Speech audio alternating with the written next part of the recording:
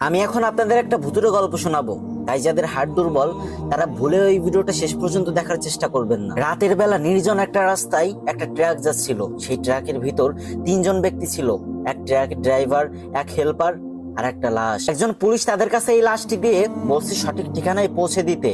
গভীর রাত, ট্রাক চলতেছে, হঠাৎ করে সামনে একটা দোকান দেখা গেল, চায়ের দোকান। ড্রাইভার আর হেল্পার ট্রাকের সামনে বসেছিল আর পিছনে ছিল সেই মরা লাশ। এদিকে দোকানের পাশে একটা ছেলে দাঁড়িয়ে ছিল ঢাকা যাবে বলে, কিন্তু তার কাছে পর্যাপ্ত পরিমাণ ভাড়া ছিল না।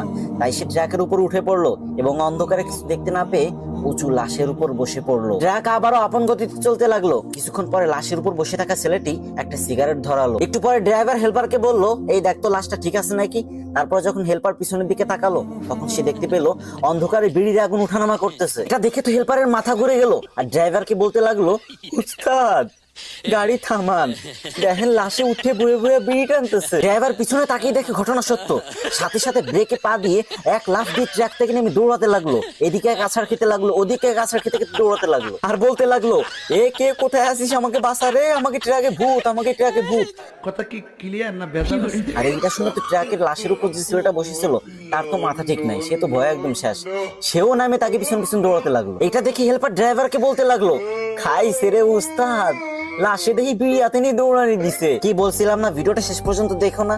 এই পারভেজ ভাই তোমাদের ভয় দিতে চায় না, সে চাই দিন শেষে তোমরা যেন একটু হাসতে পারো মন খুলে। যদি ভিডিওটা দেখে তোমার একটু ভালো লেগে থাকে তাহলে একটা শেয়ার করে একটা কমেন্ট করে যাও।